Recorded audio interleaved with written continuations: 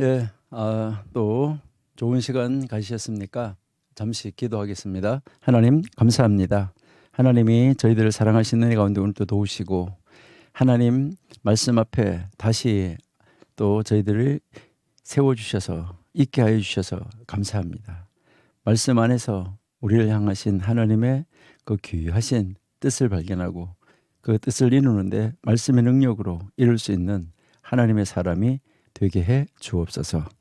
저희들 이제 여호수아서 공부할 때 하나님이 지혜를 주셔서 잘 깨닫고 정말 그 말씀을 통하여서 우리에게 알리시고자 하시는 바를 알아가고 깨달아가게 해 주옵소서.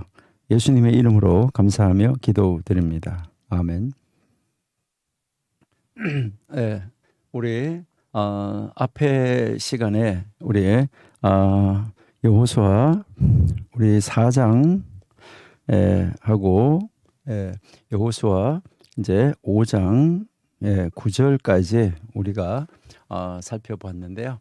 예, 여기 여호수아 4장에서는 이제 우리가 살펴본 대로 요단강을 도강하는데 이 요단강 도강은 우리가 믿음으로 기적을 만들었다 하는 것을 우리가 이제 공부를 했습니다. 홍해는 뭐 이제 완전히 하나님께서 기적을 만들어 놓으시고 이제 이적을 이제 그리로 걸어가게 하셨지만은 이제 요단강을 건너는 것은 조금 달랐다 하는 것을 우리가 알 수 있습니다. 이 요단강을 건너는 것은 제사장들이 이제 이 언약궤를 맨 그 제사장들의 발이 물에 딱 들어가는 순간 들여놓으라 했을 때 그 말씀을 따라서 들여놓는 순간에 그 물이 갈라지는 것을 우리가 알 수 있습니다. 자, 그러면 이것은 무엇을 말하냐면 이제 믿음으로 그 발을 이제 물에 딱 들어놓는 순간 물이 말랐다는 것이죠. 그래서 그 믿음이 기적을 만들었다 하는 것이죠. 그러니까 홍해는 이제 먼저 마른 땅을 만들어 놓고 하나님이 기적을 보여주시고 바로 그리로 건너가게 했었다. 그래서 홍해를 건너는 것과 요단강을 건너는 것에서는 약간의 그 차이가 있다 하는 것을 우리가 알 수가 있는 것이죠. 예. 자, 그런데 그러면은 이 요단강을 건너는데 여기서 우리가 하나 볼 수 있는 것은 12도를 취하는 것이 있는데 이 12도를 두 번을 취하는데 이제 한 번 하고 두 번 있는데 하나는 이제 그 제사장들이 법궤를 메고 있던 그 자리, 그러니까 강 중앙이 되겠죠, 그렇죠? 예, 강 중앙에 12돌을 놓으라고 말을 했고, 그다음 하나는 이제 그들이 이제 유숙할 곳 그 요단강을 건너와서 길갈에다가 12돌을 놓으라라고 이야기를 했었죠. 예, 여기에서 이제 우리가 이렇게 보면 이것은 강 중앙에 있는 이 12돌, 이것은 물속에 잠겨져 있죠. 물속에 잠겨져 있지만은 이제 요단강이 범람할 때가 있지만 여러분 가보셔서 알지만은 요단강이 굉장히 많이 이렇게 마르는 강이잖아요. 그러니까 여러분들 잘 아신 대로 이제 이 요단강을 여러분 이제 우리가 한번 보시면은 결국 이 요단강은 어디에서부터 내려오느냐 하는 것이죠. 여기 이제 우리가 말하는 이제 여기 갈릴리 호수에서 시작을 해서 갈릴리 호수부터 시작해서 이렇게 이제 여기 사해까지 여기 우리가 사해 소금바다 염해 여기로 들어가는 이제 요런 그 강이 이제 요단강이죠. 그래서 여기 이제 위에 이 북쪽 단지파에서 시작을 해서 단에서 시작을 해서 단지파 쪽에서 시작을 해서 흘러내린다 이렇게 해서 이게 원래 야라드하고 단 이제 요 두 글자 합쳐가지고 요르단 이렇게 돼서 단으로부터 흘러내리는 강, 이런 강이 이제 요단강인데, 그래서 요단강에서 이렇게 흘러내리는 이 강이 이제 그 범람하는 때도 있지만은 이제 이 강은 주로 어떻게 이제 되냐 하면은 이제 거의 범람하지 않을 때는 물이 거의 없고 물이 조금밖에 없고 어떤 데는 가면 이렇게 건너뛰어도 될 만큼 그럴 정도로 이렇게 좁은 데도 있다라는 것이죠. 두만강도 여러분이 가서 이렇게 보시면 상류로 올라가면 올라갈수록 강폭이 굉장히 좁은 것을 이렇게 볼 수도 있는데 이 요단강도 좁은 데도 있고 넓은 데도 있지만은 그렇게 이제 뭐 큰 강, 지금 우리가 가서 보면 그렇게 큰 강은 아니다라는 것을 알 수가 있는데 바로 이 여기에서 이제 이 요단강을 이제 이 건너가는데 이 요단강을 이제 이렇게 그 도강하는데 그 중앙에 돌을 세워 놓은 곳은 물이 이렇게 마르잖아요.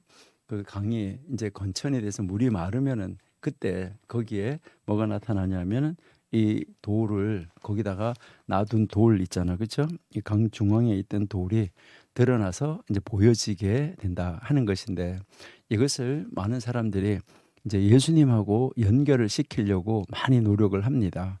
그렇게 해서 이 강 중앙에 있는 것은 이제 그 십자가에서 죽으신 예수님을 그다음에 이제 여기 길갈에 와서 이제 이거는 돌이 바깥으로 나온 거잖아요. 돌이 바깥으로 나온 거니까 이것은 이제 다시 살아나신 예수님을 그러니까 물속에 들어갔다가 다시 나온 거. 그러니까 예수님의 죽음과 부활을 상징하는 이 두 돌 무더기다라고까지도 그렇게 이야기를 하고 있습니다. 참 은혜롭게 이렇게 이야기하는 것을 우리가 볼 수 있습니다. 그러니까 이제 어쨌든 이제 이 요단강을 건너고 여기에서 이제 하여튼 기념비 이 기념비를 세우는 것은 나쁜 것이 아니다. 이제 이렇게 우리가 볼 수 있겠습니다.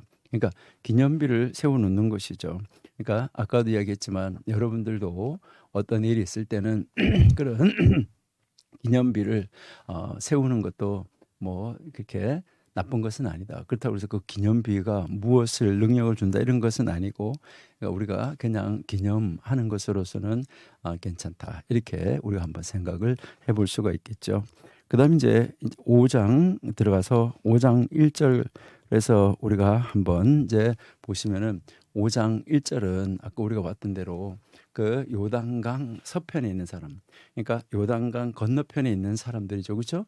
요단강 건너편에 있는 그 아모리 족속이나 그 강변으로 쭉 있는 그 사람들이 다 이제 이 이스라엘 백성이 이제 드디어 가나안 땅으로 입성했다는 거, 그러니까 요단강을 건너왔다는 거, 그것 때문에 단지 요단강을 건넜다는 것 때문에 이제 그 요단강을 이제 또 건넜는데 어떻게 건넜느냐? 그들이 기적적으로 건넜다. 그들이 볼 때는.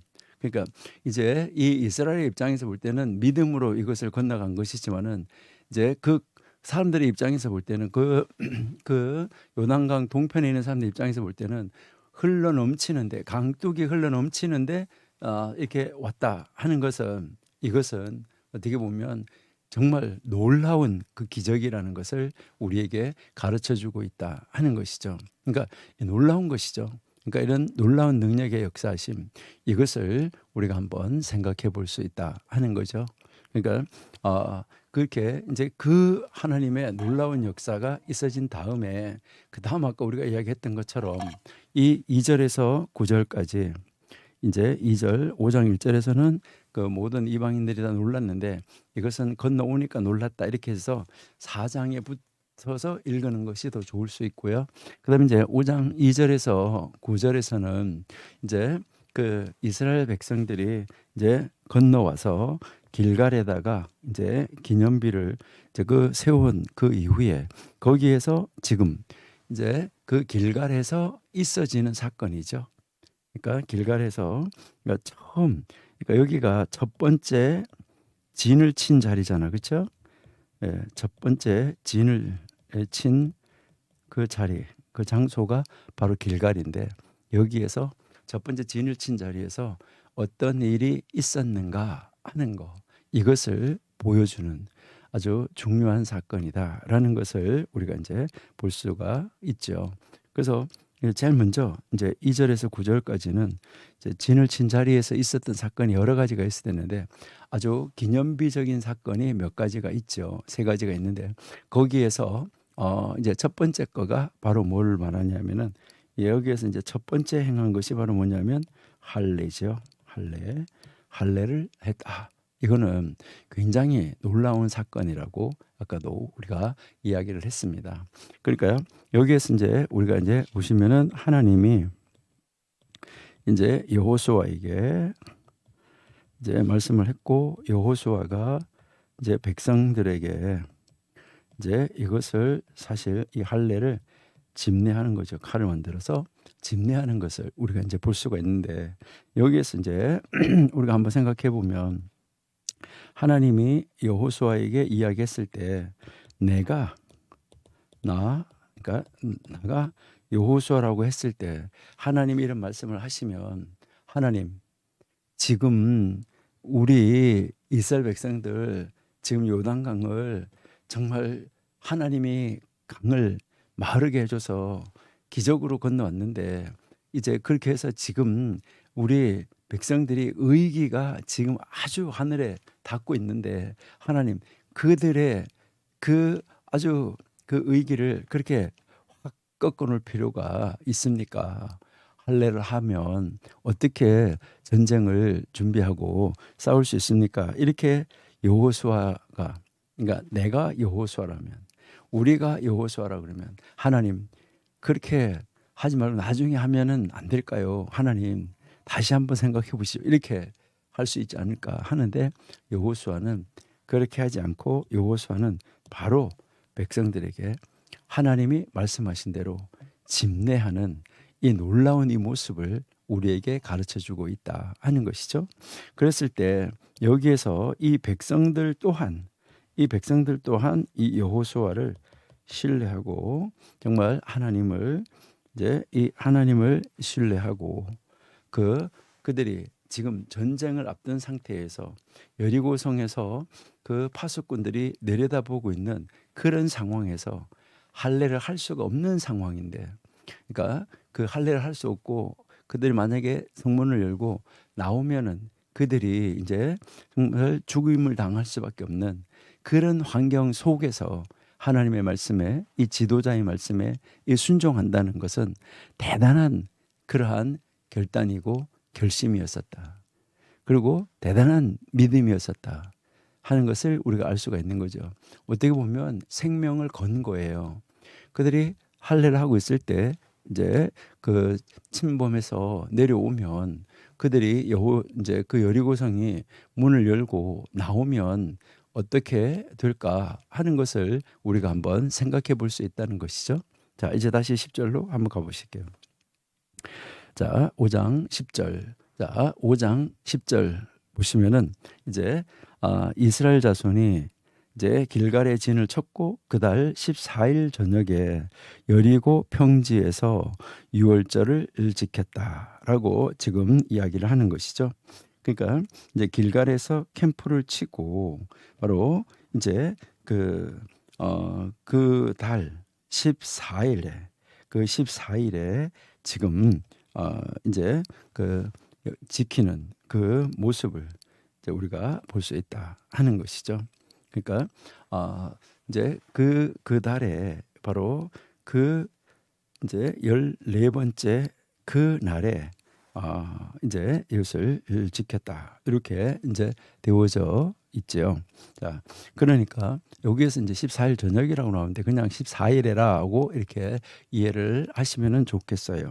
그러니까 14일 저녁에 이브 뭐 이제 저녁 때 이렇게라고 하는데, 바로 이제 그들이 유월절 만찬을 먹는 것, 이것을 이제 이야기를 하는 것이죠.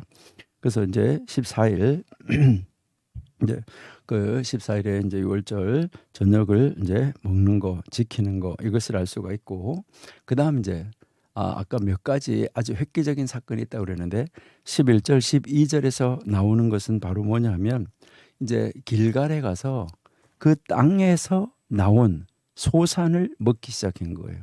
그러니까 그 땅에 있는 그 소산을 먹으니까 그때 이제 무교병 볶은 곡식, 그러니까 그것도 함께 먹었다는 거죠. 무교병하고 볶은 곡식을. 그러니까 이 유월절 때는 원래 또 무교절이잖아요.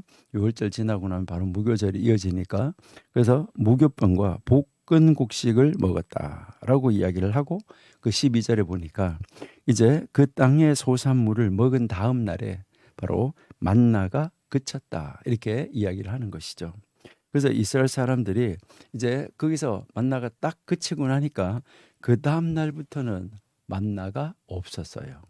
그러니까 이제 1월 15일에 이스라엘 백성이 40년 전에 이집트에서 나올 때 그 떡반죽 그릇을 가지고 나오는데 부풀리지 않은 무교병을 가지고 나와서 그들이 먹었었는데 40년이 지난 오늘 길갈에서 거기에서 나는 그 토시 소산의 것을 먹고 그렇게 하고 그것을 가지고 무교병을 만들어서 먹고 그다음 이제 거기에 그 이제 무교병을 딱 먹고 나니까 볶은 곡식을 먹고 나니까 그 다음날 아침에 만나가 내리지 않았다 하는 것을 우리가 알 수가 있는 것이죠. 그래서 이제 그가 결국 1월 15일부터 다시 이제 만나는 그쳤다 하는 것을 40년이 지난 1월 15일부터 만나가 그쳤다는 것을 우리가 알 수가 있습니다. 그래서 이제 이스라엘 사람들이 다시는 이제 거기에 그 다음부터는 만나를 볼 수도 없었죠. 그러니까 만나를 볼 수도 없고 이제 만나를 얻을 수가 없었다 하는 거. 그리고 그 해에 이제 가나안 땅에 이제 소출을 먹었다라고 이제 성경이 우리에게 가르쳐 주고 있습니다. 그다음에 이제 13절서부터 여러분들이 한번 보시면은 이제 이 여호수아가 그러니까 여리고 가까이에 이제 갔는데 이제 그 길갈에다가 진을 치고 여리고성 가까이 간 거예요. 그러니까 여리고성 가까이 가서 눈을 이렇게 들어서 봤는데 눈을 들어서 보니까 한 사람이 칼을 빼어서 들고 서 있는 거예요. 그러니까 한 사람이 칼을 빼서 이렇게 들고 서 있는데 마주 서 있는데 바로 이 여호수아가 이제 나가 가지고 그 칼을 빼들고 서 있는 사람한테 물어요. 당신은 누구 편이냐? 이렇게 물어요. 그러니까 우리 편이냐? 원수 편이냐? 그러니까 여리고 편이냐? 우리 편이냐? 누구 편이냐? 이렇게 물었는데 여기에서 이제 그 칼을 빼들고 서 있는 사람이 동문서답 같은 그런 이야기를 합니다. 그러니까 이제 이 동문서답 같은 이야기를 한다는 것이죠. 그러니까 참 놀라운 이 모습을 보시는데 이 동문서답 하는데 그것이 14절에 나와 있는데 여러분이 한번 이제 그 14절 말씀을 여러분이 한번 보시면은 그가 이르되 아니라 나는 여호와의 군대 대장으로 지금 왔느니라 하는지라. 그러니까요. 지금 이 여호수아가 물었는데 이건 동문서답하는 거예요. 그러니까 완전히 지금 동문서답하는 참 안타까운 이런 모습을 우리에게 보여주고 있는 것이죠. 그러니까 우리가 이렇게 들어보면 아주 이상한 말을 하고 있다는 것을 우리가 느낄 수가 있는 것이죠. 굉장히 이제 뭐 아니 누구 편이냐 이러면은 너 편이다 아니면은 너의 원수 편이다 이렇게 이야기를 할 건데 근데 여기에서 이제 나는 여호와의 군대 장관이다 딱 그렇게 이야기를 하니까 이제 여기에 이 여호수아는 그 말을 딱 듣자마자 얼굴을 땅에다가 대고 엎드려 절했다. 이것은 그 사람을 예배했다는 말입니다. 그 사람을 예배하고 그에게 내 주여 종에게 무슨 말씀을 하시려고 오셨습니까? 이렇게 이야기를 하는 거죠. 이것은 이제 이 땅에 오시기 전에 예수님이 여기에 현현한 모습이다. 이렇게 우리가 볼 수 있습니다. 그러니까 예수님이 이제 이 세상에 오시기 전에 구약 성경에서 이렇게 계속해서 하나님이 모습으로 이제 사람의 모습으로 여기서도 나타나 보여진 것이다라는 것을 알 수 있는데 그래서 여호수아가 이제 그분을 이제 경배하게 된 것이죠. 예배하게 된 것이죠. 그러니까 여호와의 이제 이 군대 장관이 지금 말을 하는 것이죠. 군대 대장이 여호수아에게 말하는데 너 발에서 신을 벗으라. 이것은 지금 이제 이집트로 돌아오고 있는 모세에게 여호와 하나님이 나타나서 이제 그 떨기나무 있는 데서 모세에게 말씀을 했죠. 네 발에서 신을 벗으라라고 했던 그 말하고 똑같은 말을 지금 하고 있는 것을 볼 수 있습니다.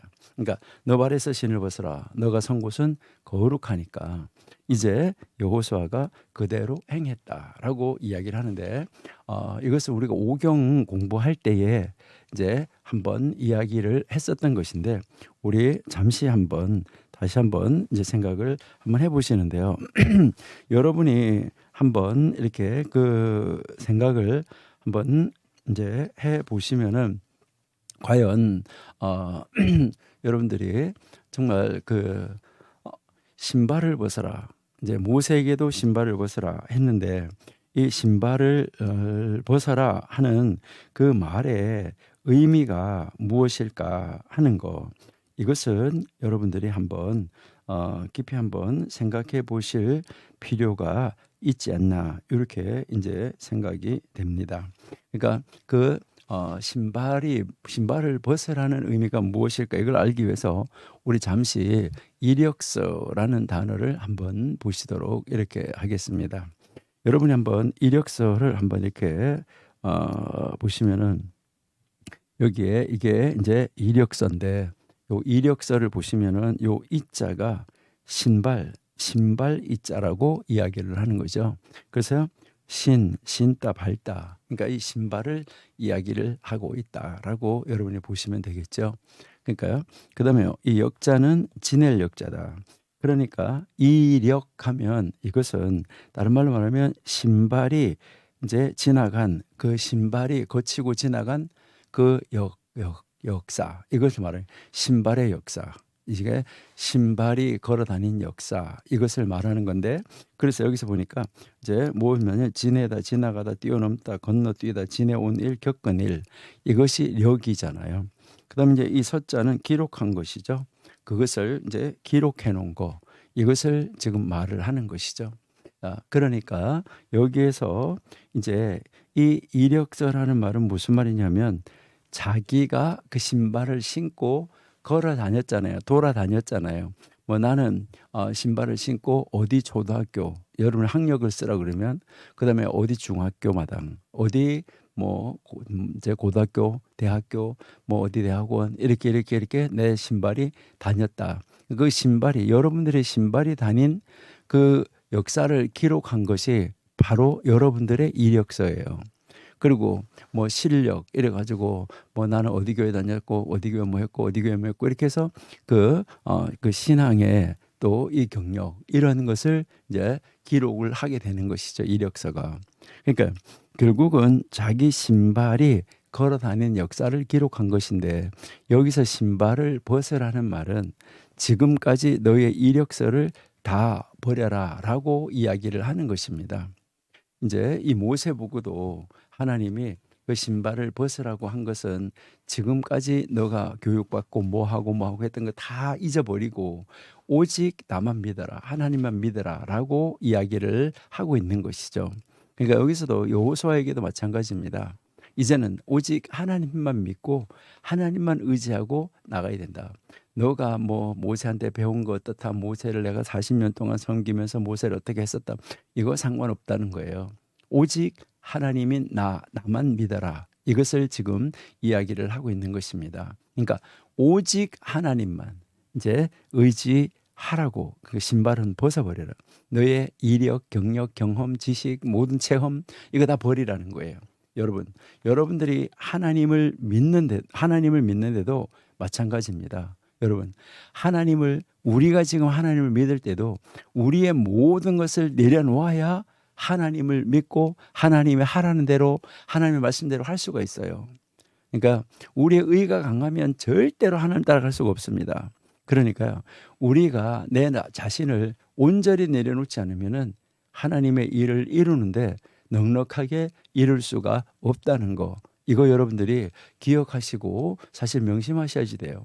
그래서 사도 바울도 뭐라고 말했냐면 나의 이력서가 이러이러한데 나는 나의 이 모든 이력서를 이제 자기의 이력서를 쫙 말한 다음에 나는 이 모든 이력을 배설물과 같이 여겼다. 이렇게 이야기하고 있습니다. 그러니까 배설물과 같이 버렸다는 것이죠. 아주 쓸모없는 것으로 버렸다는 것이죠. 여러분 그렇다고 해서 하나님이 그것을 안 들어 쓰시냐? 하나님 그것을 들어서 쓰십니다. 그러니까 그가 경험하고 그가 배우고 그가 뭐 한 거 하나님 다 쓰세요. 바울도 그렇고 다 하나님은 그 경험하게 한 것이 괜히 경험하게 한 것이 아니거든요. 그러나 그것을 의지하지 말으라는 것이죠. 하나님을 의지하라는 것이죠. 그러면 하나님이 그 일을 이루어 가신다라는 것을 우리에게 가르쳐 주는 것이죠.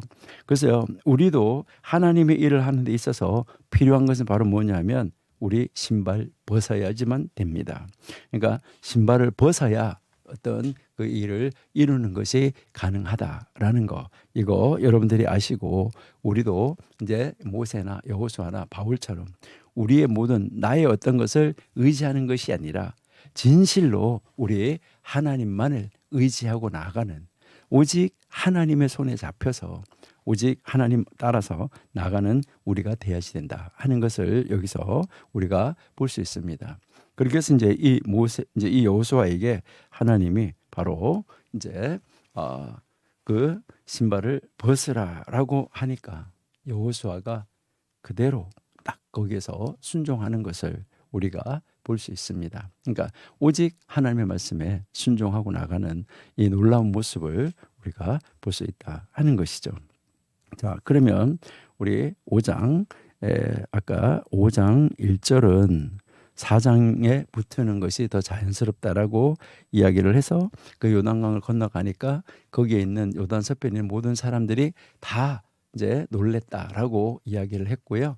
자, 그러면 이제 우리 5장 2절에서부터 이제 다시 한번 복습을 간단하게 한번 이제 아까 4장을 정리했던 것처럼 우리 한번 정리를 하고 6장으로 넘어가도록 그렇게 하겠습니다. 그러니까요, 이제 이스라엘이 지금 가나안에 들어가서 이제 처음에 그들이 이제 진을 이제 친 것이죠. 진을 쳤는데 그 장소가 처음 진을 친, 그러니까 퍼스트로 진을 친 그 자리가 어디냐면 길갈인데, 자, 그러니까 이 길갈에서 일어난 사건들을 5장에서 말을 하는데 첫 번째 사건이 바로 뭐냐? 할례. 그다음에 두 번째 사건은 바로 유월절. 이제 이 유월절을 지킨 것, 이것을 이제 이야기를 하는 것이죠. 그러니까 유월절을 지켰다. 그다음에 이제 이 세 번째 아주 획기적인 그 사건이 뭐냐면 만나가 그쳤다 하는 거, 이것을 지금 우리에게 이제 가르쳐 주는 것이죠. 가나안 땅에 딱 들어가서 그것을 이제 그치게 됐다라는 것을 우리에게 이제 보여줍니다.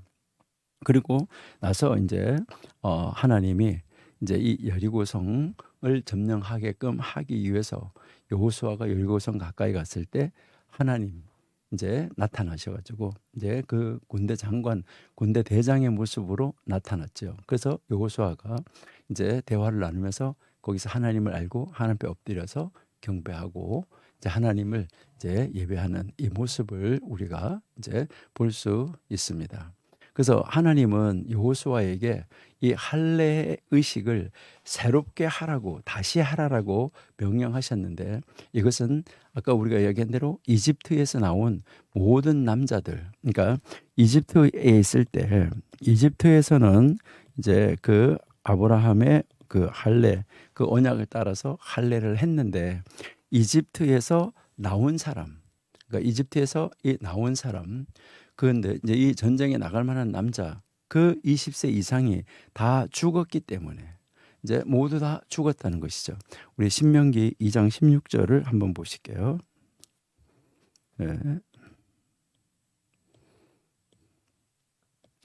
신명기 2장 16절에 보시니까 모든 군인이 사망하여 백성 중에서 멸망한 후에 여호와께서 내게 말씀하여 이르시되라고 지금 이야기를 하고 있죠. 그러니까 지금 그 이집트에서 할례를 받은 사람들, 이집트에서 할례를 받은 사람들은 다 뭐 했냐면 이제 죽었어요. 그리고 이제 새로 이제 그 광야에서 태어난 사람. 그러니까 이 이제 광야에서 태어난 사람들은 할례가 없었다. 그러니까 할례하지 않았다. 이것을 이야기를 하는 것이죠. 그러니까 여기에서 이제 우리에게 가르쳐 주는 것은 40년 동안 광야에서 40년간 사는 동안에 지금 할례가 없었다. 이것을 가르쳐 주는 것이죠.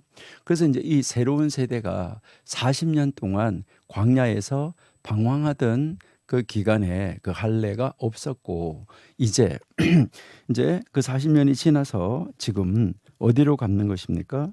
언약의 땅, 하나님의 언약의 땅, 약속의 땅, 이 땅을 이제 정복하고 그 땅을 차지해야지 되는데, 그러니까 이 언약의 복을 받아서 누려야지 되는데, 그러니까 언약의 복을 받아서 누리려고 하면 그 언약을 지키지 않은 사람이 누릴 수가 없다는 것이죠.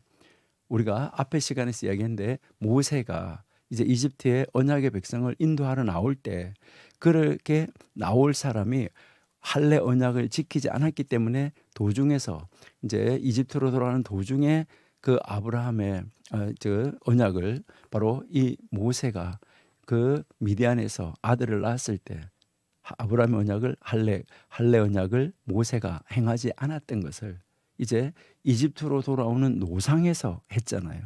그리고 나서 모세가 언약의 백성을 이제 인도해서 냈잖아요. 그럼 인도에서 내서 지금 요단강을 건너왔는데 여기에서 지금 뭐 해야 되냐? 광야에서 하지 않았던 것처럼 지금 이제 이 가나안 땅에 들어가야 되는데 이 언약의 땅에 들어가야 되는데 할례를 하지 않았기 때문에 이제는 할례를 해야지만 이제 이 땅을 들어가서 그 언약의 복을 받아서 누릴 수 있게 된다는 거죠. 그러니까 언약을 지켜야 된다는 것이죠. 그래서 이 언약의 복을 온전하게 누리는 데 있어서는 그들이 이제 온전하게 하나님에게로 돌아왔다, 다시 돌아왔다, 회복했다 하는 그 표시로, 그러니까 아까 그 다시라는 말이 돌아온다는 말이라고 그랬잖아요. 회개한다는 말과 같은 말인데, 그러니까 하나님 앞으로 돌아왔다는 그 표시로 의식을 행해야 되는 거예요. 바로 그 의식이 바로 뭐였던 거예요? 할례였던 거예요. 그래서 광야에서 방황하는 동안에 이제 약속의 땅을 얻지 못한 데 대해서 애굽 사람들에게 조롱을 받을 수가 있었겠죠. 그러니까 애굽 사람들이 40년 동안 이제 자기네 땅에서 나가가지고 막 이제 나가면은 아주 뭐 큰일이 있을 줄 알고 이집트 안에서 있을 때 10가지 재앙이 내릴 때 막 그들이 얼마나 두려워하고 이스라엘 백성들을 두려워했습니까? 그랬는데 그렇게 해서 막 굉장하게 이집트를 괴롭히고 그 이집트 안에 엄청난 재앙을 내리고 그렇게 해서 출발해서 나갔잖아요. 그 출발해서 나갔는데 나가가지고 대단한 역사를 일으킬 줄 알았는데 가가지고 얼마나 많이 죽었습니까? 거기에서 반역을 하다가 죽고 뭐 이렇게 하다가 죽고 그렇게 하면서 이제 그 40년 동안 방황하게 됐을 때 아이고 뭐 이스라엘 백성들 인도에는 신이 대단한 줄 알았는데 뭐 40년 동안 가는 걸 봐라, 저들 봐라, 저 나가서 고생하는 거 봐라, 이렇게 하면서 이 이집트 사람들이 이제 이 광야에서 방황하고 있고 고생하고 있고 그 있는 그 사람들을 바라보면서 이집트 사람들이 이스라엘 사람들을 얼마나 조롱했겠습니까? 그러니까 엄청난 조롱을 받았었다는 거죠. 그런데 이제 이 할례를 함으로 말미암아 그 땅에 이제 이르러서 할례를 하니까 이제 그 수치가 뭐 하는 거죠? 이집트로 사람으로부터 조롱받고 희롱받던 그 수치가 다시 굴러갔다 하는 것을 이야기를 하는 것이죠. 이집트 사람들이 이제 뭐 하는 거예요? 야, 저들이 진짜 언약의 땅, 약속의 땅에 들어가서 복을 받네? 이것을 이야기하는 거죠. 그래서 아까 2절에서 다시 할례를 행했다 그랬는데 하나님 앞으로 돌아오는 의식을 행해서 이스라엘 백성에게 이 할례를 행했다라는 것을 우리에게 이제 가르쳐 준 것이죠. 그다음 이제 그 10절에서 아까 우리가 이야기했던 것처럼 이 10절도 굉장히 이제 중요한 사건인데 요단강을 1월 10일에 건넜잖아요. 1월 10일에 건넜고 그 다음에 날이 이제 그 길갈에다가 이제 이제 돌들을 갖다가 세워놓고 그렇게 하고 그날 밤을 잤으니까 이제 11일이 됐을 거 아니에요. 그러고 나서 뭘 했어요? 할례를 해서 한 3일 아팠을 거 아니에요. 그러니까 한 3일 지난 다음에 14일에 지금 무엇을 하고 있는 거예요? 유월절 의식을 하고 있었다라는 것이죠.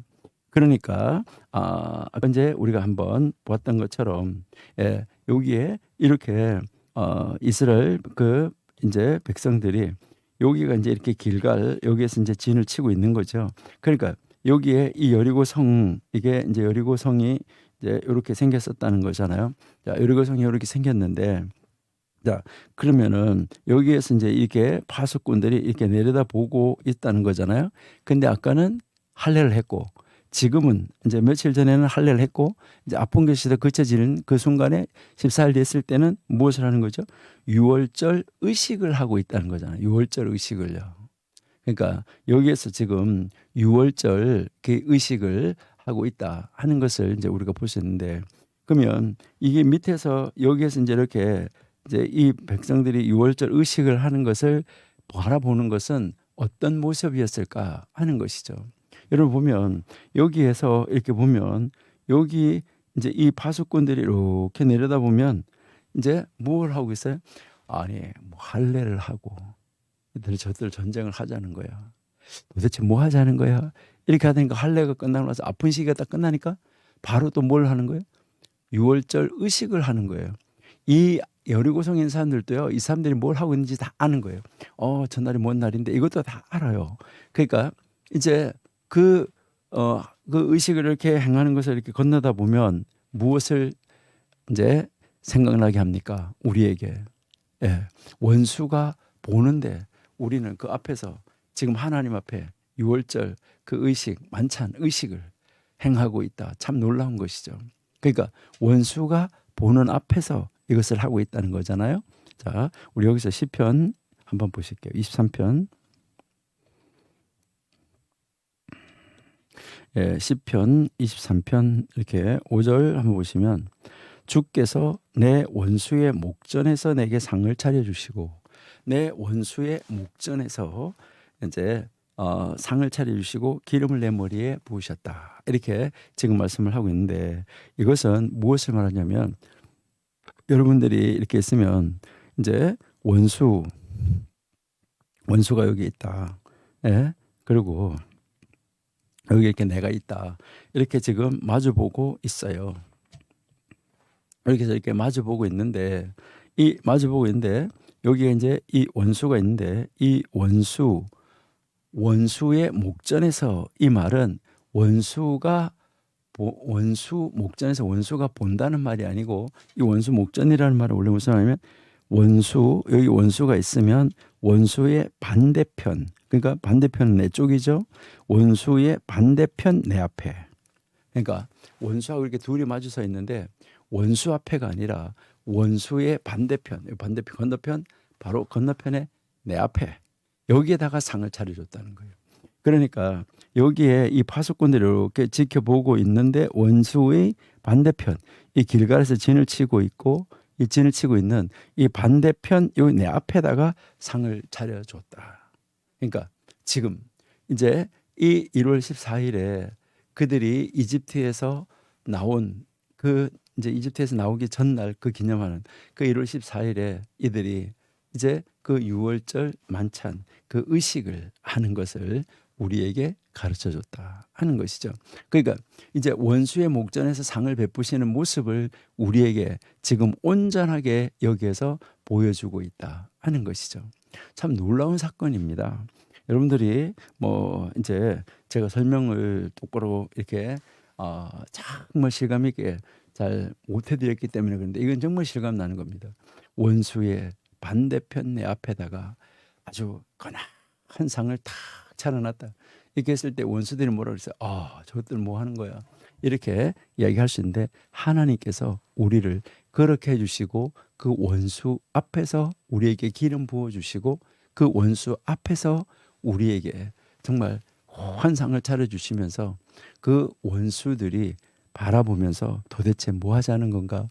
그들이 부러워하는 자리로 우리를 인도해 가고 있다라고 여러분들이 이제 생각을 하시면 되겠습니다. 자, 그래서 여기서 이제 우리가 생각할 수 있는 것은 이스라엘 백성들이 놀랍다는 것은 무엇을 말하냐면 할례도 그렇고 유월절 의식도 그렇고 이것은 비군사적 행동이었었다는 거예요. 이거는 군사적 행동이 아니에요. 이건 완전히 비군사적 행동이다. 이게 놀라운 것이죠. 여러분 지금 전쟁을 해야 될 사람들이에요. 근데 이것은 전쟁을 할 군사적 행동이 아니었다는 거예요. 여러분들 우리도 하나님 우리를 도와주실 때 우리가 누구하고 전쟁을 할 때도 마찬가지인데 하나님이 우리와 함께하고 계시면 우리는 어떤 것도 두려워할 필요가 없고 오직 하나님의 말씀 앞에 섰을 때 우리를 바라보는 원수들이 놀라고 부러워하고 그런 일이 일어난다 하는 것을 우리에게 가르쳐주고 있는 것이죠. 여러분 여기에서 우리가 배워야 되는 것은 바로 이제 이 지도자, 바로 이 지도자인 여호수아, 이 여호수아의 믿음, 이거 여러분 정말 대단한 믿음이라는 거. 이 여호수아의 이 믿음에 주목해야지 됩니다. 왜 그렇습니까? 여러분들은 아무리 6월절이라도 그렇지 지금 전쟁터에서 이것을 한다는 게 말이 돼? 라고 이야기할 수 있어요. 지금 전시 상황이야. 전쟁터야. 이렇게 이야기할 수 있다는 거죠. 그런데 지금 여호수아는 어떻습니까? 싸움터에 있었지만 전쟁터에 있었지만 적군의 진영에 들어가서 진을 치고 있었지만 하나님의 말씀에 순종해서 지금 병사들에게 할례를 하고 6월절을 지켰다는 것입니다. 여러분 지금도 이제 여러분들이 아시는 대로 이제 1948년 5월 14일에 이스라엘이 생겨나고 나서부터 1차, 2차, 3차 얼마나 많은 중동 전쟁이 있었습니까? 그랬을 때 그 어떨 때는 안식일 날 공격을 해왔어요. 그 아랍 사람들이. 그랬을 때 안식일 날 공격해 왔을 때 이스라엘 사람들이 거기에 대응하지 않았습니다. 그러면요, 그 정말 우리가 어떻게 보면은 세계 지도에서 보면 코딱지만한 나라예요. 그런 나라 정말 아랍에 있는 그 2억의 사람들이 뭐 하루가 아니라 그들이 대항하지 않으면 몇 시간만 해도 그냥 끝나버릴 수가 있는 거예요. 그러는데 그 전쟁이 안식일 날 시작했는데 끝나지 않았다는 거죠. 그러는데 그 안식일이 딱 끝나자마자 해가 넘어가자마자 이스라엘이 반격을 해서 결국 다음 안식일 전에 전쟁이 끝났잖아요. 그게 6일이잖아요. 그러니까 참 놀라운 이런 모습을 볼 수 있는데 이제 이 여호수아가 믿음이 대단했었다 하는 거 이것을 우리가 알 수 있는데 말씀에 순종해서 병사들에게 지금 적진 그 앞에서 할례를 하고 그 적진 앞에서 6월절을 지키고 하는 이 놀라운 모습이죠. 그러니까 전혀 전쟁터에 있지 않는 것 같은 이런 모습을 우리가 볼 수 있다는 것이죠. 할례와 6월절을 통해서 여호와께서는 바로 하나님의 백성들을 하나님과의 그 관계의 기본적 요소, 하나님의 백성의 그 기본적인 요소를 이루는 그 일을 하도록 하나님이 돌이켜 주신 것이죠. 바로 이 두 가지 의식은 광야에서 모두 사실은 40년 동안 소홀함을 받았던 것이죠. 할례는 하나님과 아브라함 사이의 언약의 표였잖아요. 하나님은 신실하게 아브라함에게 언약을 하신 대로 신실하게 그 땅을 그들에게 이제 주신 것이죠. 근데요, 그 자신의 그 하나님의 무조건적 약속을 지키시는 것이잖아요. 우리 창세기 15장 18절 한번 보실게요. 예. 자, 그날 여호와께서 아브라함과 더불어 언약을 세워 이르시되 내가 이 땅을 애굽 땅에서부터 그 큰 강 유브라데까지 네 자손에게 주노니 곧 겐 족속, 그니스, 갓 족속, 그다음에 헷 족속, 브리스, 르바 족속, 아모리 족속, 가나안 족속, 기르가스 족속, 여부스 족속의 땅이라 하셨다. 이렇게 지금 말씀을 하고 있잖아요. 그렇죠? 그러니까 하나님이 말씀하신 그 때의 그 7 족속 말씀하신 그대로 지금 이 여호수아에게 그것을 그 땅을 지금 붙여줘서 이스라엘 백성들에게 붙여줘서 그 땅을 가지도록 하나님 조건이 없어요. 무조건적으로 하나님은 약속을 지키시는 하나님. 여러분들이 신실하신 하나님이라고 그러는데 우리는 이 신실하신 하나님이라고 말할 때 이 신실하다는 말 이거 이제 이 하나님이 아주 그 뭐 우리는 신실하신 하나님 이렇게 이야기를 하잖아요. 그럼 이 신실하다는 말은 무슨 말일까?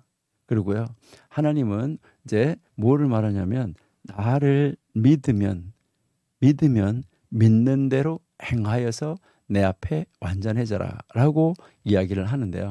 여기에 그때 이 하나님을 뭐라고 이제 전능하신 하나님 이렇게 또 이야기를 하시요. 그러니까 하나님이 전능하시다는 말이나 신실하시다는 말이나 이 말은 무엇을 이야기를 하냐면 한 번 약속하신 것은 약속하신 대로 반드시 이루시는 하나님이라는 뜻이에요. 그러니까 약속하신 것은 약속하신 대로 100% 실천하시는 분. 그러니까 그 약속을 한 번도 어기시지 않는 분. 그러니까 이분이 신실하신 거예요.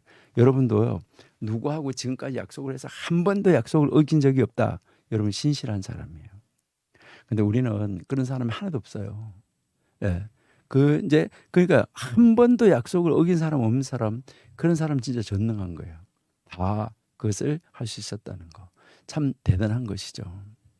또 여기에서 우리가 이렇게 보면 전쟁에서 승리한데 이 승리에 반드시 필요한 거, 이것은 무엇을 우리에게 보여주냐면 자기 성찰, 이게 중요하고 그 육체의 더러움을 제거하는 거가 중요해요.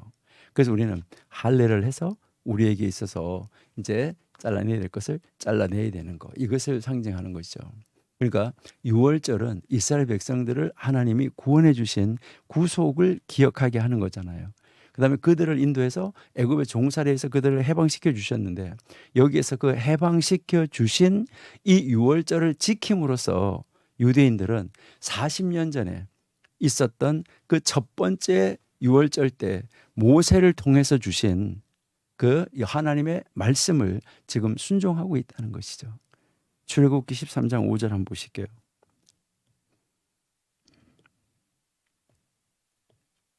예, 여호와께서 너를 인도하여 가나안 사람, 헷 사람, 아모리 사람, 히위 사람, 여부스 사람의 땅 곧 내게 주시려고 내 자손들에게 맹세하신 바 적과 끓이는 땅에 이르게 하시거든 너는 이 달의 예식을 지켜. 이 유월절 이 의식을, 이 달의 예식을 그대로 지켜 하라. 그래서 이래 동안은 무교병을 먹고 그 일곱째 날에는 여호와께 절기를 지켜라라고 지금 말씀을 하고 있습니다. 그러니까요, 여기에 이제 그 유월절을 지킴으로써 그 40년 전에 이제 그 모세를 통해서 이스라엘 백성들에게 주신 하나님의 말씀에 지금 순종하고 있는 것을 볼 수가 있죠. 그래서 그 하나님의 백성을 불러서 이끌어 내신 바로 이 동기가 뭐냐? 하나님은 왜 그렇게 이끌어내셨을까? 이것은 하나님의 은혜입니다. 그리고 바로 그 이스라엘 백성들을 가나안 땅에 이끌어 들이신다는 것은 바로 뭐예요? 하나님의 보증이었었어요. 뭐예요? 신실하신 하나님. 한번 약속하신 것은 반드시 지키시는 신실하신 하나님, 전능하신 하나님, 바로 이 하나님이라는 것을 이스라엘 백성들에게 보증으로 보여주는 그런 표시였었다 하는 것을 우리가 알 수 있습니다. 그러니까요, 이 유월절 의식이 굉장히 의미가 있는 것이다 하는 것을 우리가 알 수 있는 것이죠. 그 다음에 이제 5장 11절 12절에서 아까 우리가 봤던 것처럼 여기에서 이제 그 들어가서 가나안 땅에서 가나안 땅에 그 곡식을 먹게 되니까 어떻게 된 거예요? 만나가 그쳤잖아요.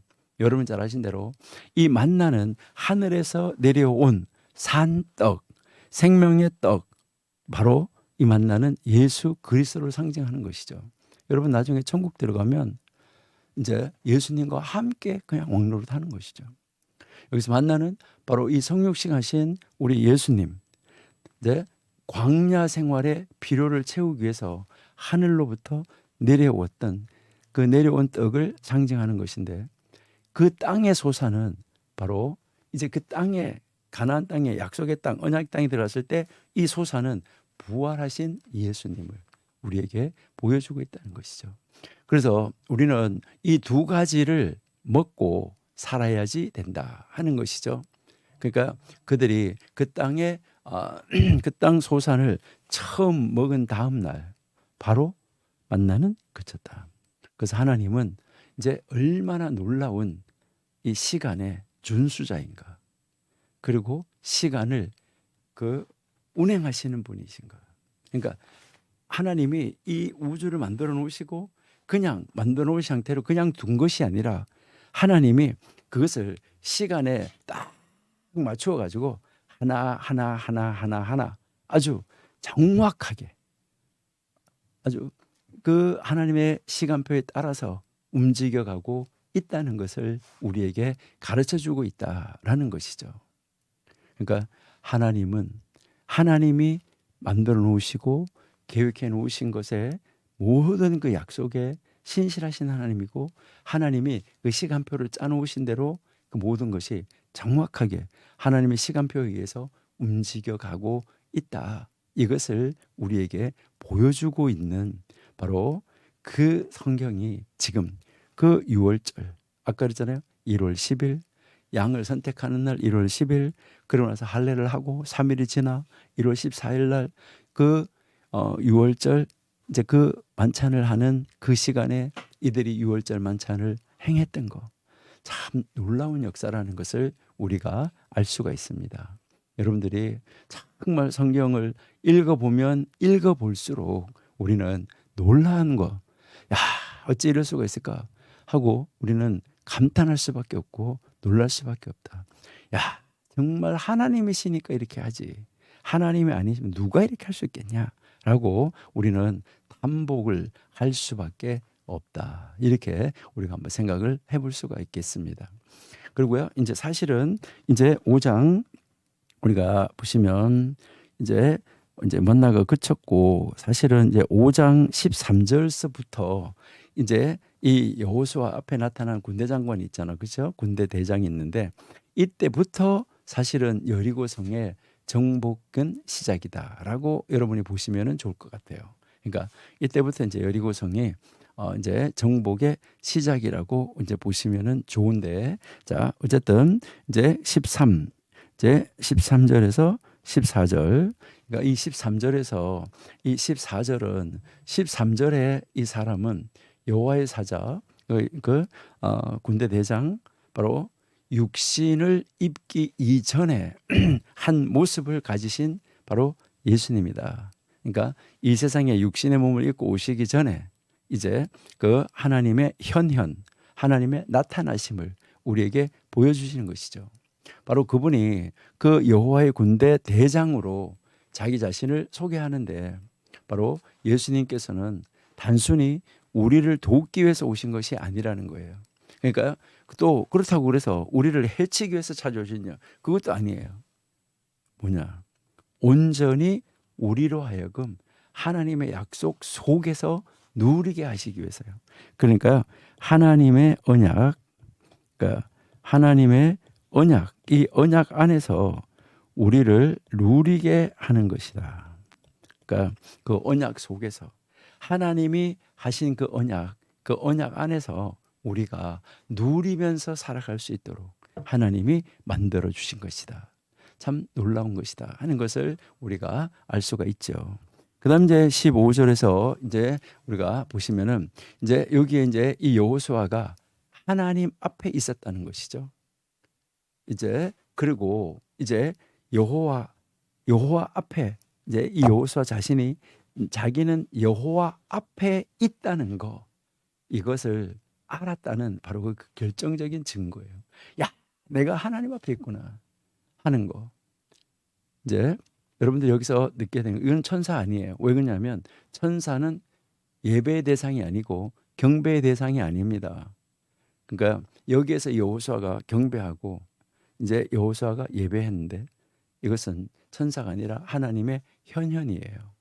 그러니까 여기에 이제 이 하나님의 이 군대 장관 이것은 이제 이 경배를 명하셨잖아요. 신발을 벗어라. 여기서 자기 자신의 이 신적인 속성을 드러내 보인 거예요. 그러니까 여호와 하나님이 떨기나무 가운데서 현현하셔가지고 모세에게 하나님의 그 신성을 보여주신 것처럼, 그 신적인 속성을 보여주신 것처럼, 여기에서 하나님이 군대 대장으로 현현하셔가지고 이제 이 여호수아에게 이제 하나님의 이 신적인 속성을 드러내 보여주신 것이죠. 그렇게 하니까 이 모세가 처음 사역을 시작할 때 배워야 했던 것처럼 지금 여호수아가 이제 이 가나안 땅에 들어가서 땅을 점령하고 이제 그 가나안 땅에서 이제 지도자가 되려고 하면 모세가 처음에 사역을 시작하기 전에 배웠던 것처럼 여호수아도 이제 이 사역을 시작하기 전에 먼저 뭐부터 배워야 되느냐로 하나님의 거룩하심, 하나님의 이 전능하심, 하나님의 신실하심을 지금 여호수아가 직접 배워였어야지만 됐었어요. 하나님이 모세에게 직접 나타나셔서 가르쳐줬던 것처럼 지금 여호수아에게도 하나님이 직접 나타나셔가지고 지금 여호수아에게 이것을 가르쳐줬다.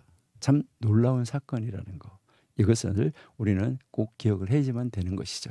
그러니까 이것이 바로 하나님이 나타나신 것이다. 그러니까 하나님의 현현 사건이다. 그래서 예수님이 오시기 전에 그 예수님의 모습이다. 이제 하나님이 나타나셨다 하는 것을 우리에게 가르쳐 주고 있다고 여러분들이 이해하시면 되겠어요.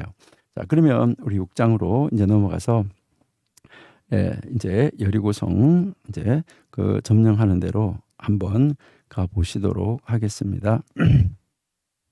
자, 이제 6장 1절에서 이제 우리가 보시니까 이스라엘 자손들로 말미암아 여리고는 굳게 닫혔고 출입하는 자가 없더라.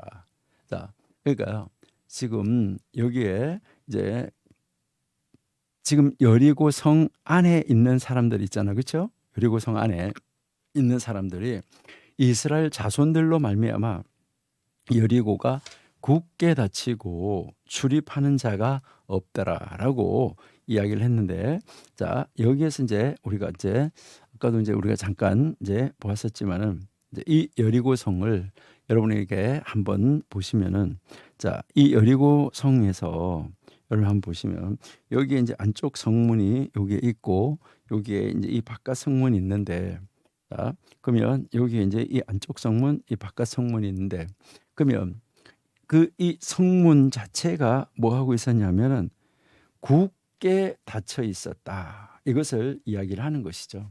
아주 딱 이제 이 여리고성은 아주 완전하게 이렇게 딱 뭐 닫혀 있었는데, 왜 그러냐면 바깥에서 들어오는 사람들이 들어오지만 못하게끔 막으면 된다는 거예요. 그러니까 이제 이 이스라엘 백성들이 어떻게 하든지 들어오지 못하게 막아야지 된다 하는 것이죠. 뭐 이제 물이 있는 걸 마르게 하고 건너오는 거 그런 거 되는데, 이거는 지금 울타리를 딱 치고 있으니까 이 울타리는 난공불락의 요새이기 때문에 조금 있다가 이제 이 울타리가 어떻게 생긴 건지 우리가 한번 볼 건데요. 이게 난공불락의 요새이기 때문에 이제 그들이 뭐 어떻게든 올라올 수는 없다는 것이요. 그래서 그 문으로 통과해서 들어오지 않으면은 들어올 수가 없어요. 그러니까 뭐만 하면 되냐면 이 문만 굳게 닫고 있으면 되는 거예요. 만약 이들이 자신이 있다고 그랬으면, 싸울 자신이 있다고 그랬으면은 문을 열고 나왔을 거예요. 언제? 할례했을 때. 그런데 이들이 이제 할례를 했을 때 나오지 못한 것은 저들이 싸우는 것이 아니라 저들 뒤에 배후가 있다는 거, 하나님이 있다는 것을 그들이 알기 때문이죠. 그러니까 그렇게 해서 이제 이 성문으로 들어오지 못하게만 견고하게 막자라고 지금 이야기를 하고 있는 거예요. 그러니까 꽉 닫아놓고 이제 나오지만 이제 거기에서 그들이 들어오지만 못하게 하자 하는 거, 이것을 이야기를 하고 있는 것이고요. 그러니까 들어오지 못하게 막아야지 된다 하는 거, 이것을 이제 우리에게 가르쳐 주고 있다라고 보시면 되고, 2절 보시겠어요? 자, 2절에 보시니까 이제 여호와께서 여호수아에게 이르시되 보라, 내가 여리고와 그 왕과 용사들을 너의 손에 넘겨 주셨으니라고 이야기하죠. 참 여기에서 하나님이 이제 넘겨주셨다는 거예요. 자, 우리 여호수아서 2장 9절을 한번 보실게요. 자, 2장 9절 말하되 여호와께서 이 땅을 너희에게 주신 줄을 내가 아노라.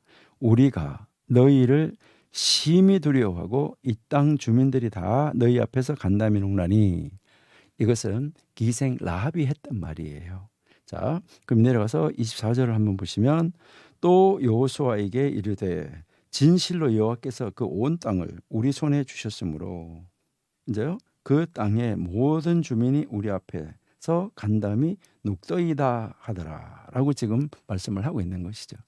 그러니까 하나님이 그렇게 주신 거예요. 그래서 신명기 7장 24절에서도 그들의 왕들을 내 손에 넘기시리니 너는 그들의 이름을 천하에서 제하여 버리라. 너를 당할 자가 없이 내가 마침내 그들을 진멸하리라. 이미 신명기에서 이렇게 약속을 해 주셨던 것을 우리가 알 수가 있습니다. 그러니까요. 이제 이 여리고 이제 성에 이제 지금 공격을 해서 들어가야 되는데 이 여리고와 그 왕, 그러니까 여리고 성, 그러니까 그 왕들만 이렇게 무찔러 주는 게 아니라 여리고를 하나님 주시겠다는 거예요. 그러니까 여리고와 그리고요 그 왕 다스리는 왕, 그다음에 용사, 이 모든 것을 너의 손에 넘겨 주었다라고 이야기를 하고 있습니다. 그러니까 하나님이 너희들 손에 붙였다는 거예요. 이제 너희들에게 승리를 보장해 준다는 거예요. 자, 여기에서 우리가 이 여리고에 대해서 잠깐 한번 생각을 해보는데 이 여리고는 고대 도시 중에서도 아주 오래된 도시입니다. 아주 오래된 도시인데 민수기 22장을 한번 보실게요. 민수기 22장 1절, 민수기 22장 1절에 보시니까 이스라엘 자손이 또 길을 떠나서 모압 평지에 진을 쳤으니 요단 건너편 곧 여리고 맞은편이더라. 여기에서 이제 성경에서 이 여리고가 여기에 이제 처음 언급되는 자리입니다. 그러니까요, 이스라엘 자손이 이제 그 광야에서 길을 떠나서 쭉 이렇게 옮겨가고 있는 그 장면을 우리에게 지금 이야기를 하고 있는 것이죠. 여기에서 이제 여리고, 이제 그 여리고인데 바로 이제 요단강을 마주놓고 모압하고 이제 이 건너편 여리고하고 이렇게 마주보고 있는 그 지역이 여리고에 있었다. 모압하고 이렇게 마주보고 있는 그런 지역이다라는 것을 우리가 알 수 있습니다. 그럼 여기서 우리가 여리고 성을 잠깐 한번 살펴보시도록 그렇게 이제 하겠습니다. 먼저 자, 여리고 성을 여러분이 한번 이렇게 보시면은 이제 좋은데 이 여리고 성이 이런 식으로 이제 이 주택이 만들어져 있다 하는 것을 우리에게 지금 이제 가르쳐 주고 있습니다. 그러니까 여리고 성이 어떻게 이렇게 세워졌는가 하는 것을 우리에게 이렇게 보여주고 있는데 자, 여기에서 이제 여러분들이 한번 이렇게 보시면 여기에 이제 이 보이는 이제 요 부분 이제 한번 보실게요. 자, 이게 이제 이렇게 해가지고 빵 이렇게 아까 이렇게 그 성으로 이중성으로 이렇게 둘려져 있다는 것을 이야기를 하는 거예요. 아까 이렇게 위에서 이렇게 봤을 때 이렇게 요 성 하나, 요 성 하나 이렇게 겹성으로 이루어진 거, 요것을 이제 이야기를 하는 겁니다. 자, 성이 이렇게 이제 이 겹성으로 일단은 이루어져 있었다 하는 거죠. 그러니까 이렇게 여기 이게 안쪽 성벽, 여기 이렇게 바깥쪽 성벽을 해서 여기 이렇게 요 성벽 이제 이런 식으로 이제 이렇게 해서 이 바깥 성벽과 안 성벽 요 이 성벽이 이렇게 있었다는 거예요. 그 두 성벽이 있는데 여기 이렇게 지붕을 씌워놓고 여기 위에서 파수꾼들이 뭐 하는 거죠? 지키고 있고 이렇게 하잖아요. 그럼 여기 성을 이렇게 이 지붕을 씌워놓고 여기 안에서 사는 사람들이 있었던 거예요. 아까 주거하는 사람들. 자, 여기서 보면 이렇게 요 성벽, 여기 사이에 사람들이 이렇게 주거하고 이렇게 성벽 사이에 주거하고 있는 데가 있었다는 거죠. 자, 그럼 이렇게 성벽 사이에 주거하고 있는데 이렇게 벽에 이 바깥벽에 이 바깥벽 이 바깥벽에 이렇게 창문이 있는 거예요. 그러니까 여기 안에 사는 여기 지붕과 그 지붕을 이렇게 됐는데 그게 연결할 텐데 그 중간을 막아놓고 거기 안에 사는 사람, 그 주거 지역에 사는 사람이 여기 바깥에 창문이 있는데 그 라합도 여기 바깥 창문을 해서 이렇게 줄을 달아가지고 그 정탐꾼들을 이렇게 내보내 줬었던 거. 이것을 우리에게 이제 보여주는 것인데요. 자, 이것은 이제 이 여리고성을 이렇게 단면으로 이렇게 잘라 놓은 겁니다. 예, 이것도 여러분이 성경에 그 푸뉴마 그 바이블 거기에 보시면은 이게 이제 나와 있는 것인데요. 그래서 이제 여기에서 이제 우리가 그 이야기를 할 때 뭐 이야기하면은 요 위에 이렇게 위에서 이렇게 여기 이렇게 해가지고 이렇게 돌아가는 요게 위 있잖아요. 요것을 윗성이라고 이야기를 하는 거예요. 윗성. 그러니까 이것이 이제 그 돌아가는 윗성이다. 이렇게 이제 여러분 이제 보시면은 이제 되고요. 그다음에 이제 여기에서 이제 여기에 밑에 요 밑에 부분 이렇게 있잖아요. 성이 이렇게 여기 이렇게 밑에 부분, 요 밑에 부분 이렇게 또 동그랗게 이렇게 돌아가면서 있을 거 아니에요. 요 밑에 부분 여기를 뭐라고 말하냐면 아래성 이렇게 이야기를 하는 것이죠. 그러니까 여기가 이제 여기가 윗성, 여기도 이렇게 여기가 윗성, 여기 밑에 여기 이렇게 해서 여기가 아래성, 이렇게 아래성이다. 이제 이렇게 이야기를 하는 겁니다. 자, 여기는 아래성. 자, 그러면은 이렇게 윗성, 아래성이 있는데 여기에서 이제 우리가 보시면은 여기에 요 윗성 있잖아, 그렇죠? 윗성. 자, 여기 요 윗성, 여기 그러면 요 윗성이 이렇게 있을 때 요 윗성의 높이가 얼마나 될까 하는데 요 윗성의 높이가 6에서 8m 정도, 6m에서 8m, 어떤 데는 6, 어떤 데는 8 이렇게 땅에서 이렇게 높고 낮음을 따라서 6m에서 8m 정도 되고, 자 여기에서부터 여기 밑에까지, 예, 여기, 예, 여기는 약 4m에서 6m, 예, 4m에서 6m 정도 된다. 이렇게 여러분이 보시면 되겠어요. 자, 그러니까 여기 땅 아래에서부터 여기까지는 이제 최소 10에서부터 14m 정도의 높이가 된다 하는 것을 우리가 한번 생각을 해볼 수가 있어요. 예, 아까 여기서 이렇게 봤던 것처럼 여기 안에 주거지가 있고 여기 안쪽, 여기 안에 성 안에 또 주거지들이 이제 있을 수 있다 하는 거, 이것을 우리가 볼 수 있는 거죠. 그러니까 여기는 그 성 안에 있는 그 주거지를 이야기한다. 이렇게 보시면 되겠어요. 자, 그러면은 이제 여기에서 이제 여러분들이 한번 보시면 이 성벽의 이 두께, 이 성벽의 두께는 어느 정도 될까 하는데 이게 4m입니다. 그러니까 이제 안의 성하고 바깥의 성을 이렇게 다 붙여 놨을 때 그 성의 두께가 4m라는 거예요. 여러분, 이게 성의 두께가 4m다.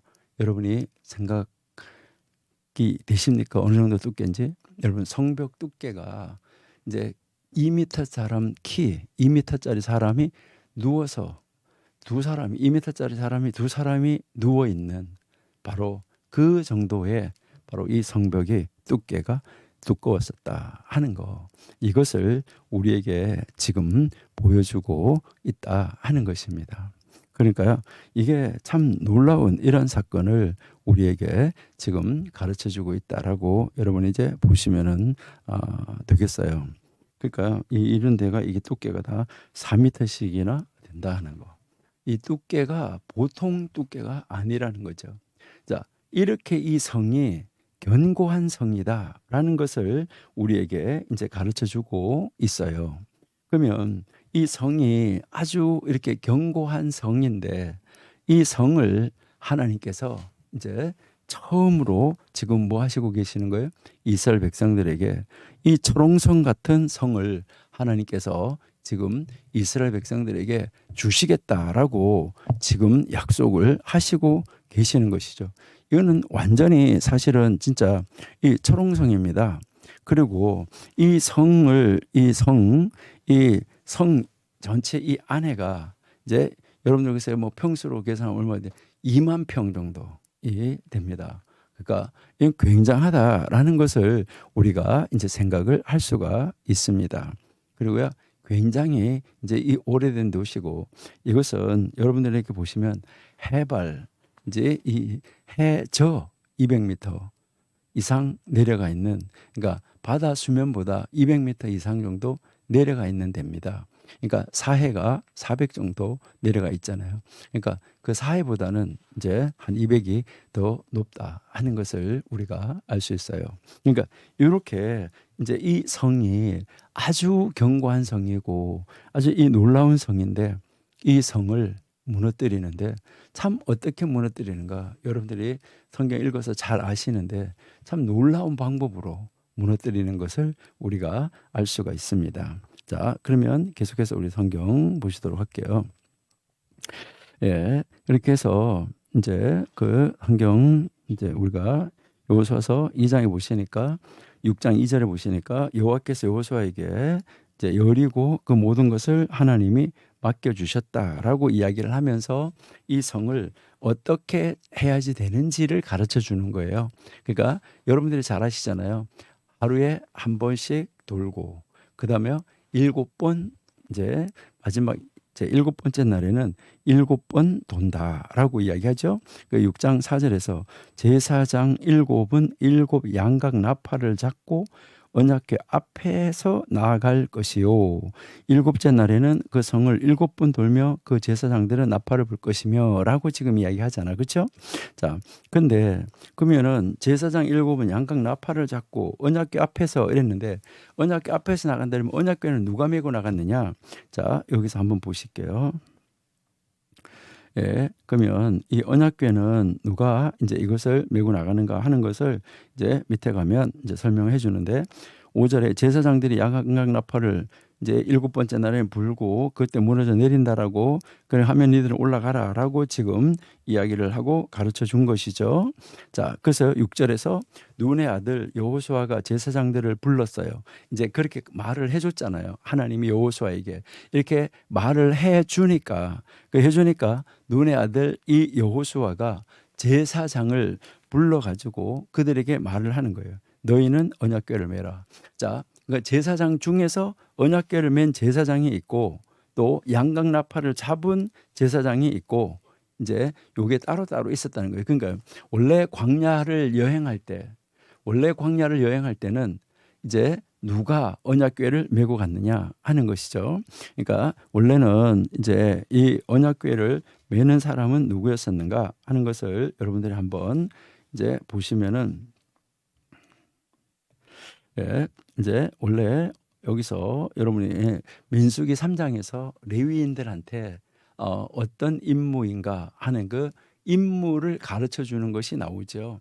그러니까 그 임무를 가르쳐 주는 것이 나오는데 그 임무를 가르쳐 줄 때 이 민수기 3장에서 여러분들이 한번 이제 보시면은 이 고핫 자손 있잖아요. 그렇죠? 고핫 자손인데 아므람, 아스할, 뭐 헤스론, 우시엘, 여기서 이제 지휘관은 엘리사반이었었는데 이제 요게 1개월 이상 숫자고 요거는 30세에서 50세까지 그 일을 할 수 있는 사람들의 숫자인데, 여기 보면 그 회막 성막의 모든 제사 기구, 증거궤, 언약궤죠, 상, 등잔대, 제단, 성소 기구들, 이것을 다 어깨로 메어서 운반하는 사람들은 누구였었냐면 고핫 자손들이었었어요.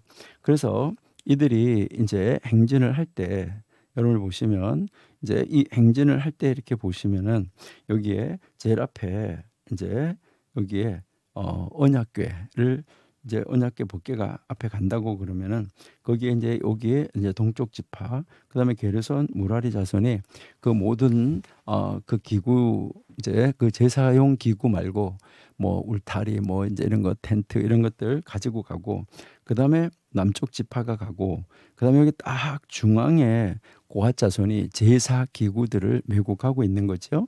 그다음에 이제 서쪽 지파, 북쪽 지파 이렇게 이제 진을 치고 따라 이제 이 행진하는데 따라가고 있다는 것이죠. 자, 그렇게 따라가는데 여기에서 이제 이 다른 그 레위 자손들에게 무라리 자손에게는 수레가 4대고 소 8마리로 해서 뭐 성막에 널판에 이런 걸 다 싣고 갔어요. 그리고 이 게르손 자손에게는 이제 두 대, 이제 수레 두 대하고 소 네 마리로 운반할 수 있도록 이렇게 해 가져가고 있는 것을 이렇게 볼 수 있어요.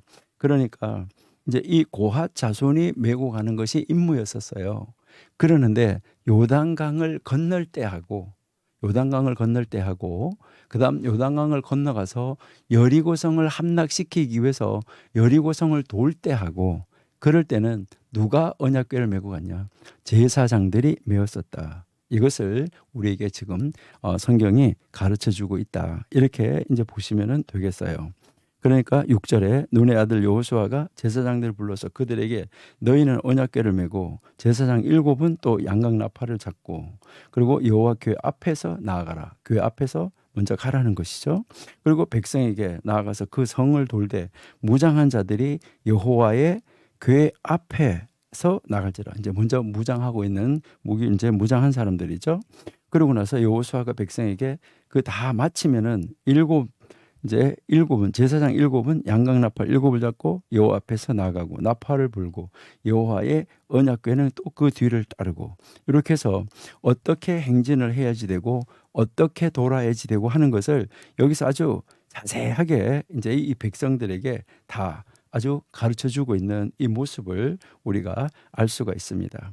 그다음 이제 또 12절에 보니까 또 여호수아가 아침에 일찍 일어나서 제사장들이 복귀 여호와의 궤를 메고 또 똑같이 이제 이렇게 다시 그 설명을 하는 것을 우리가 이제 볼 수 있습니다. 자, 그래서 이제 16절에 가니까 일곱 번째에 제사장들이 나팔을 불 때 이제 마지막 7번 돌고 7번째 제사장 나팔을 불 때 여호수아가 백성에게 이르되 외치라 여호와께서 너에게 이 성을 주셨느니라 라고 지금 말씀을 하죠.